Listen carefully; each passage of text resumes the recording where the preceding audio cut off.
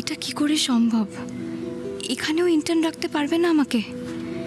না দেখে না কথা বলে অ্যাপয়েন্টমেন্ট ক্যান্সেল করে দিল। আমার সাথে কি হচ্ছে এসব? ফিরকি, ফিরকি, কি হয়েছে মা? তোর মুখটা এমন ফ্যাকাসে দেখাচ্ছে কেন রে? বল না কি হয়েছে?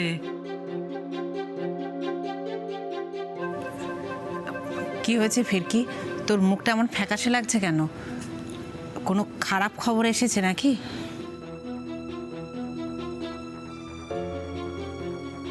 না না, মাকে সত্যিটা এখনই বলা যাবে না। এমনিতেই মা আমায় নিয়ে চিন্তায় অস্থির। এটা শুনলে তো আরো কষ্ট পাবে।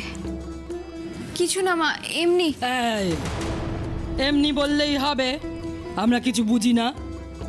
শোন ফিরকি, তুই লেখাপড়া শিখেছিস, আইন পাস করেছিস, সব মানলাম, কিন্তু মা, আমরা তো তোর মা মাসি, আমরা সব বুঝতে পারি। আমাদের কাছে তো তুই সেই ছোট্টটা আছিস। তোর মুখ দেখলে আমরা সব বুঝতে পারি কিছু হয়েছে, বুঝেছিস? সত্যি করে বলতো মা, তুই আমাদের কাছে কিছু লুকোচ্ছিস না তো? না মা, কি আর লুকাবো বলো? তোমাকে বলেছি না বেশি চিন্তা না করতে। তাহলে মোবাইলে কি দেখলি? এই ফোনে একটা মেসেজ এসেছিল। আমি ঠিক বলছি না ফিরকি? হ্যাঁ মা, একটা মেসেজ এসেছিল, সেটা ঠিকই। আসলে ইন্টারভিউর সময়টা একটু পিছিয়ে গেছে, সেটা জানানোর জন্য ওরা মেসেজ করেছিল। ও দেখো দেখি, আমি ভাবছি কি নাকি খারাপ খবর বুঝিয়ে এলো। মন খারাপ করিস না, সাবধানে যা। হ্যাঁ এই লক্ষ্মী, একবার শুনে যা। আচ্ছা যাই যাই, রানীমাসি কি বলছে আমি একটু শুনে আসি। আর কত লুকোবি ফিরকি? তোর ডিগ্রিগুলো যে এবার ওই আলমারিতেই সাজিয়ে রাখতে হবে। তোর তো আর উকিল হওয়া হলো না। অনেক ওপরে উঠে যাবি ভেবেছিলি, তাই না? কিন্তু তা তো আর হবার নয় রে। তোর মমে যে নর্দমায় আছিস, ঠিক সেইখানেই পড়ে থাকবি।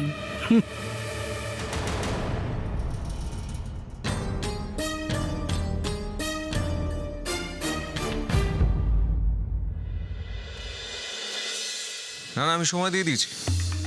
তার মধ্যে যদি টাকা না পাই, আমি ব্যবস্থা নেব। শালা কি করে আর পার পাবে না, বুঝেছিস তো? যাকে তুই পৌঁছে গেছিস তো, আমি পৌঁছচ্ছি। ভাই, কোথায় যাচ্ছিস রে? কেন, কি দরকার? তাড়াতাড়ি বল, আমার কাজ আছে। বাবা, দরকার ছাড়া বুঝি তোর সাথে কথা বলা যায় না? আর সারাদিন এত কাজ তুই কেন করিস?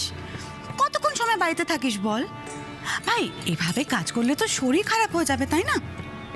বাহ, এমন একটা ভাব করছিস যেন আমার জন্য চিন্তা করে বাড়ির সবাই নাওয়া খাওয়া ভুলে গেছে। দেখ, বাড়ির সবার কথা বলতে পারবো না, তবে আমি আর মা তোর জন্য সব সময় ভাবি। আমরা বুঝি রে, তুই তোর মনের কষ্টগুলো, সেগুলোকে লুকোনোর জন্য সারা দিন নিজেকে কাজে ডুবিয়ে রাখিস। কিন্তু ভাই, এরকম করলে তো চলে না। জীবনে বাঁচতে গেলে কত কি লাগে বল?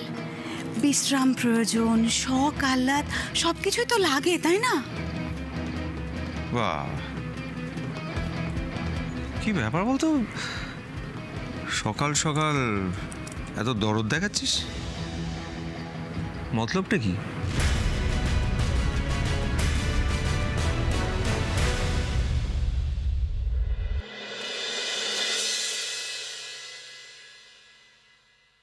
কি হলো বড় মাসি, তুমি হাসছো কেন? ওই দেখো, তোর ফোনে একটা মেসেজ এলো, অমনি মুখটা অন্ধকার হয়ে গেল। তো আমি ভাবলাম বুঝি বয়ফ্রেন্ডের মেসেজ এসেছে। নিশ্চয়ই দেখা করবার কথা ছিল, বলেছে সময় দিতে পারবে না। অমনি মেয়ের মুখ বার হয়ে গেছে, ঠিক বলিনি? তুমি আমাকে নিয়ে আজকাল একটু বেশি ভাবছো না বড় মাসি? মা গো মা, এ মেয়ে বলে কি রে? ওরে, আমি কি তোর পর? আমরা তোকে নিয়ে ভাববো না তো কে ভাববে শুনি? সে তো রানী মাসি, পাতি মাসি সবাই আমাকে নিয়ে চিন্তা করে, কিন্তু কারোর ব্যাপারে ভাবা আর তার ব্যক্তিগত জীবনে কৌতূহল দেখানো দুটো কিন্তু সম্পূর্ণ আলাদা বিষয়। ওই দেখো, বয়ফ্রেন্ডের কথা বললাম বলে মেয়ের রাগ হয়ে গেল নাকি? হ্যাঁ, সেটা তুমি কি বলতে চাইছো আমি খুব ভালো করেই বুঝতে পারছি বড় মাসি। প্রথমত তোমাকে জানিয়ে রাখি, নীলাদ্রি আমার খুব ভালো বন্ধু। আর দ্বিতীয়ত, আমি যদি কারোর সাথে প্রেমও করে থাকি তাতে সমস্যার তো কিছু নেই। ওই দেখো, সমস্যা আছে কে বলেছে? সে তো আমি একবারও বলিনি। ওরে, প্রেম করা তো ভালো জিনিস, কিন্তু বলছিলাম যে যাই করিস না কেন এই মাসিটাকে জানাস। যদি কিছু দরকার লাগে সেইটাও বলিস। তুই তো জানিস আমার চোখকে ফাঁকি দিয়ে তুই কিচ্ছু করতে পারবি না, ঠিক ধরা পড়ে যাবি। ঠিক বলেছো বড় মাসি, আর আমি এমন কিচ্ছু করব না যার জন্য ফাঁকি দিতে হবে। ওই দেখো, সেটা আমি বলিনি। আমি বলছি যে এই প্রেম জিনিসটা তো লুকিয়ে চুরিয়েই করে, তাই না? ও ফির কি, আমি শুনলাম যে এই নীলাদ্রি বিদেশ থেকে ফেরার পর তোদের বন্ধুত্ব নাকি খুব জমে উঠেছে। ঠিক বলেছো, নীলাদ্রি আমার বন্ধু, আর বন্ধুত্বই জমে উঠেছে।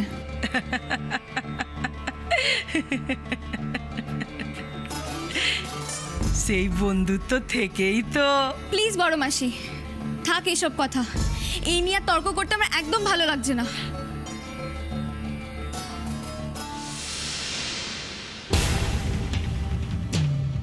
তোর ভালো লাগুক ছাই না লাগুক আমার কিচ্ছু এসে যায় না।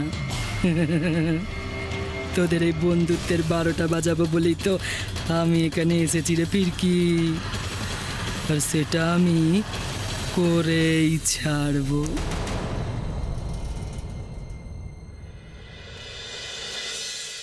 ও, তার মানে তোর মনে হয় আমি তোর সাথে মতলব নিয়ে কথা বলছি? দুটো ভালো মন্দের কথা বলতে এলাম, সেটাকে তুই মতলব বানিয়ে দিলি? তুই আমাকে এরকম ভাবতে পারলি ভাই? তোকে তো অনেক দিন ধরে দেখছি দিদি। আর তাছাড়া কি বলতো, এই বাড়ির সকলেই যে যার ধান্দা নিয়ে ব্যস্ত থাকে, তুইও তাদের মধ্যেই একজন। তা হঠাৎ করে আমাকে নিয়ে এত চিন্তা ভাবনা করছিস, সন্দেহ তো হবেই, তাই না? বিশ্বাস কর ভাই, বিশ্বাস কর, আমি কোনো রকম ভাবনা চিন্তা নিয়ে আমি কথাগুলো বলিনি, শুধু তোর ভালোটাই ভাবছিলাম। কোনো মতলব ছিল না আমার। বাহ, শুনে খুব ভালো লাগছে তুই আমার ভালোটা ভাবছিস, আমার জন্য চিন্তা করছিস। তাহলে এবার আমাকে যেতে দে, খ্যান খ্যান করে সময় নষ্ট করিস না, আমার অনেক কাজ আছে। বাহ বাহ বাহ বাহ বাহ বাহ, খুব ভালো। মা, এবারে কারণ না ভালো চাইতে নেই, বুঝলে? ভালো চাওয়া মানে গাল বাড়িয়ে চড় খাওয়া। আর রাগ করিস না, রাগ করিস না রঞ্জিনী, রাগ করিস না রে। আহা, ও বেচারির না মাথায় অনেক ভাবনা চিন্তা। ও ও সবসময় মেজাজটা তাই জন্য কিরকম একেবারে খিচকে থাকে একেবারে। ও মা, বলছি এরম ভাবে তো চলবে না, না বেশি দিন। এবার তোর একটা হিল্লে করতে হবে। আর হিললে সেই ছোট খোকা আমার কিরকম রাজহাঁসের মতো ঘুরে বেড়াতো, আর এখন দেখ কি অবস্থা হয়েছে ছেলেটার।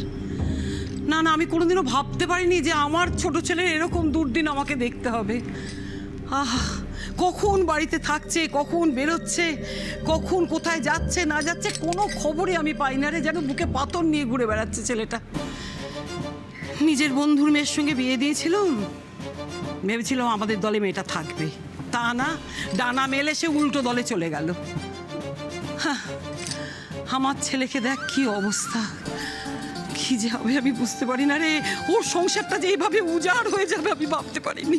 ও মা, ও মা, মা মা মা কান্নাকাটি করো না মা।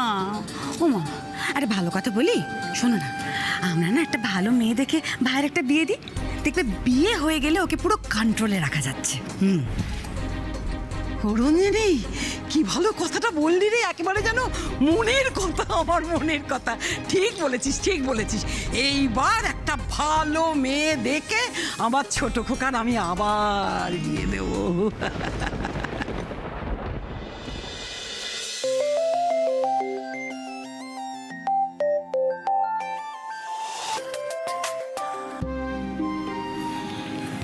হ্যালো নীলাদ্রি, বলো। কি ব্যাপার, গলাটা এরকম শোনাচ্ছে কেন? ম্যাডামের মুড অফ নাকি? কই না তো, মুড তো ঠিকই আছে। তাই বুঝি? এই কেন মিছিমিছি পরিশ্রম করো বলো তো? মানে? মানে এই যে আমার থেকে লুকোতে চাইছো এটার কথা বলছি। তুমি তো জানোই যতই তুমি চেষ্টা করো আমার থেকে কিচ্ছু আড়াল করতে পারবে না। তাহলে কি দরকার বানিয়ে বলার? এতেও তো একটা খাটনি হয় নাকি? আচ্ছা সত্যি করে বলো তো কি হয়েছে? আজ তো তোমার ইন্টারভিউ ছিল না, বেরিয়ে পড়েছো? এই এই শোনো শোনো শোনো, একটু ওয়েট করো, আমি আসছি। আজ আমি তোমাকে নিজে ইন্টারভিউতে পৌঁছে দেবো। আমি লাকি, দেখবে কাজটা হয়ে যাবে।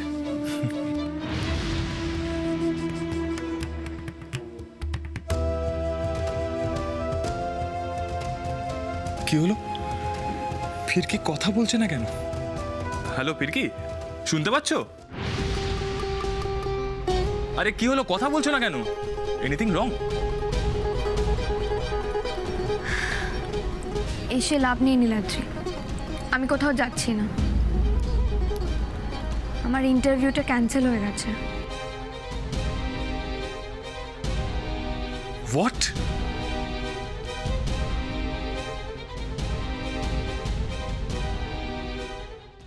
কি বলছেন মা? কে তরিতার কি হবে তাহলে? এসে গেছো? হ্যাঁ এসে গেছো, আমি তাই ভাবছিলাম কোথায় মা, তুমি কোথায়? নাক গলাতে তো এলে না। তোমায় কি আমাদের সব ব্যাপারে নাক গলাতে হবে? তোমাকে একবারও বলা হয়েছে ও বৌমা, ও বৌমা আমরা গানটায় পড়ে গেছি, উদ্ধার করো। হ্যাঁ আপনারা এত বড় একটা সিদ্ধান্ত নেবার কথা ভাবছেন, সেটা শুনেও আমি চুপ করে থাকবো? চুপ করে থাকবে, একদম চুপ করে থাকবে। কার হয়ে গলা ফাটাচ্ছ? হ্যাঁ কার হয়ে গলা ফাটাচ্ছ? ওই মেয়ে যে এত বছরে আমাকে একটা নাতি নাতনির মুখ দেখাতে পারলো না, তাকে আমি পুজো করবো, বেদিতে বসে পুজো করবো। নাই বা করলেন পুজো, পুজো করতে তো বলিনি। কিন্তু সন্তান হওয়া বা না হওয়াটা স্বামী স্ত্রীর খুব ব্যক্তিগত ব্যাপার। এ ব্যাপারে যদি কারোর সিদ্ধান্ত নেওয়ার অধিকার থাকে তাহলে সেটা শুধু ওদের। সিদ্ধান্তটা ওরাই নিক না মা, আমরা এর মধ্যে নাই ঢুকি। আরে বাবা রে বাবা, কতখানি সাহস বেড়ে গেছে তোমার! হ্যাঁ তুমি সব ব্যাপারে কথা বলছো? না মা, আমি সব ব্যাপারে কথা বলছি না, আমি বলতে চাই না, আমার সে যোগ্যতাও নেই। কিন্তু আপনি আপনার ছেলের ভালোর কথা যখন ভাবছেন তখন দয়া করে একটা মেয়ের সর্বনাশের কথা ভাববেন না। ভাববো ভাববো, 100 বার ভাববো। না মা প্লিজ ভাববেন না। কেন ভাববেন? এমনিতেই অনেক কষ্ট দিয়েছি মেয়েটাকে আমরা।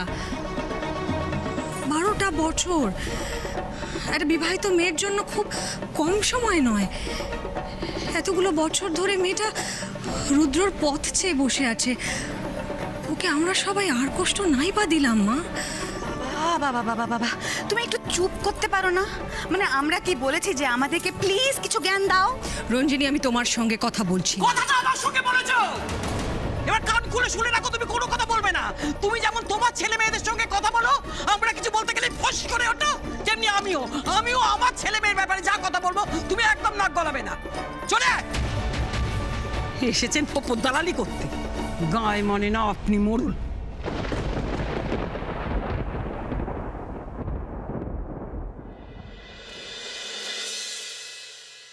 তোমার মতো ব্রাইট স্টুডেন্টের সাথে এরম কেন হচ্ছে বলো তো? আগের দিন অ্যাপয়েন্টমেন্টে তুমি ফেল করেছো, তার জন্য তোমাকে নেয়নি, মেনে নিলাম। বাট আজকের ক্ষেত্রে তো এমন কিছু হয়নি। তোমার ইন্টারভিউ ছাড়াই তোমাকে কি করে রিজেক্ট করে দিল ওরা? কিচ্ছু বুঝতে পারছি না নীলাদ্রি। আমি তো ইন্টারভিউর জন্য রেডি হয়েই বেরোতে যাচ্ছিলাম, ঠিক সেই সময় মেসেজটা চলে এলো। আর মা পুরো বিষয়টা নিয়ে এতটাই এক্সাইটেড ছিল যে আমি মাকে সত্যিটাও বলতে পারিনি। ভালো করেছো, নাহলে ভালো আন্টি চিন্তা করতো। আমার না কেমন একটা খটকা লাগছে জানো তো ফিরকি। তুমি এবছর টপ করেছো, তাও শহরের দুটো বড় বড় ল ফার্ম তোমাকে ডেকে রিজেক্ট করে দিল। তোমার সাথেই যদি এরকম হয় তাহলে যারা নর্মালি রেজাল্ট করেছে তাদের সাথে কি হবে? না নীলাদ্রি, আমার মনে হয় সমস্যাটা বোধহয় শুধু আমার সাথেই হচ্ছে। কারণ আমার সাথে যারা ল পাস করেছে তারা প্রত্যেকেই ইন্টার্নশিপ শুরু করে দিয়েছে। কালই আমার ক্লাসমেটদের সাথে কথা হচ্ছিল, শুধু আমি এখনো কোথাও জয়েন করতে পারিনি। কি বলছো তুমি? এতকাল তো জানতাম যে কোনো জায়গায় যে কোনো কাজের ক্ষেত্রে টপারদের প্রায়োরিটি ফার্স্ট।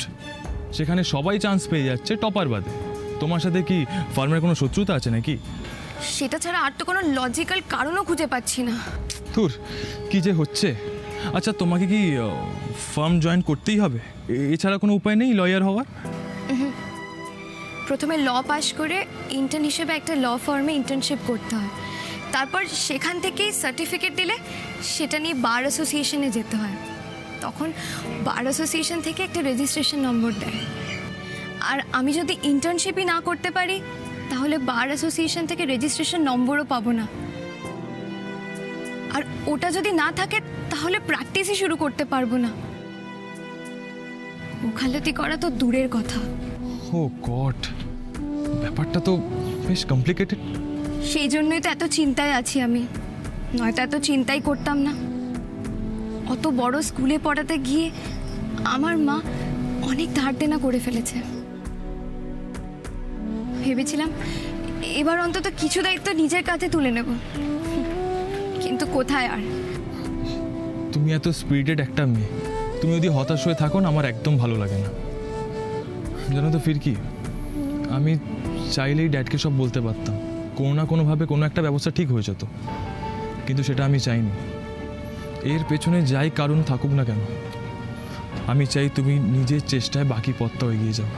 হ্যাঁ নীলাদ্রি, আমিও ঠিক তাই চাই।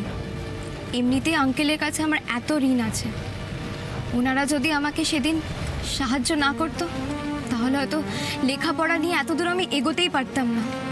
সারা জীবন চেষ্টা করলেও ওনাদের ঋণ কখনো মেটাতে পারবো না। তাই নতুন করে আমি ওনাদের থেকে আর কোনো সাহায্য নিতে চাই না। আমি তোমাকে জানি ফিরকি, আর ড্যাডকে বলবো বলবো করে আর বলিনি। আচ্ছা, তুমি বাড়িতে গিয়ে ভালো আন্টিকে কি বলবে? কি আর বলবো, সত্যিটাই বলতে হবে। মাকে বারবার মিথ্যে আমি বলতে পারবো না নীলাদ্রি, তাতে মা অনেক কষ্ট পাবে। আর যাই হয়ে যাক, মাকে আমি কোনোভাবে কষ্ট দিতে পারবো না নীলাদ্রি।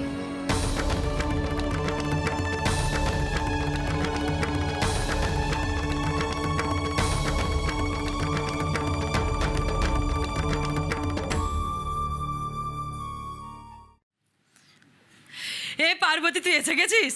এই তোকে যে বলেছিলাম আমার জন্য সেন্টার পাউডার আনতে এনেছিস রে? এদিকে কাজ ছিল, আনা হয়নি, কাল এনে দেবো।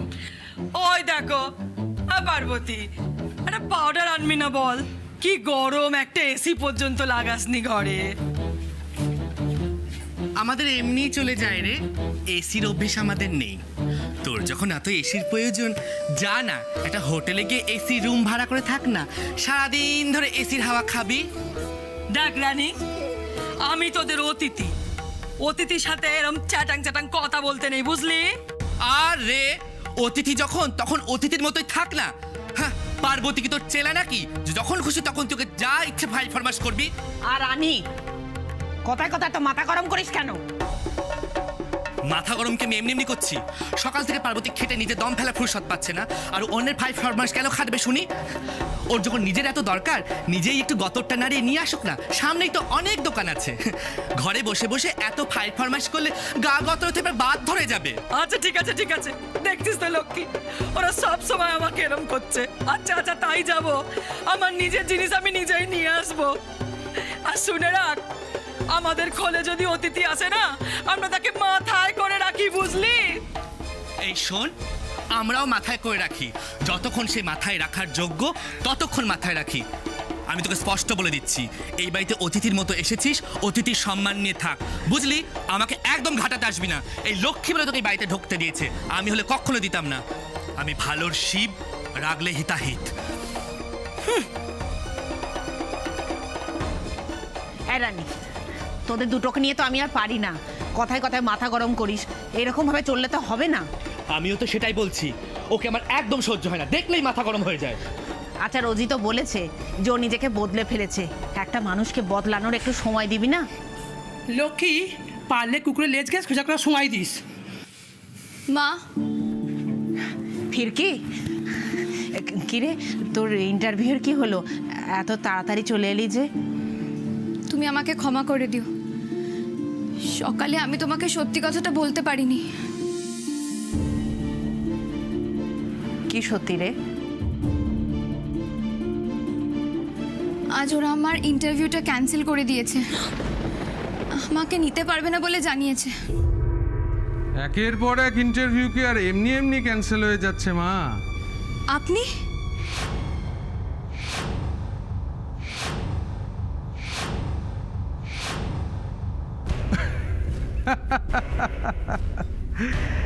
তাছাড়া তোমার যে রেজাল্ট, তাতে তো সবার তোমাকে একেবারে লুফে নেওয়ার কথা। কিন্তু তারপরেও যে কেন এরকম হচ্ছে জানতে চাইবে না? আচ্ছা ফিরকি, তুমি কি সত্যিই বুঝতে পারছো না যে এর পেছনে একটা কারসাজি আছে? কারসাজি? হ্যাঁ মা, আর কে বা কারা এর পেছনে কলকাঠিগুলো নাড়ছে তোমার জানতে ইচ্ছে করছে না?